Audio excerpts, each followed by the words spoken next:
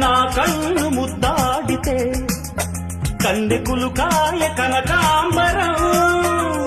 నా చెంత సంపెంగలో కెంపు రంగాయ తొలి సంబరం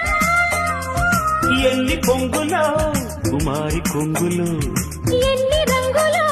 సుమాల వాగులో ఎన్ని పొంగులో కుమారి కొంగులు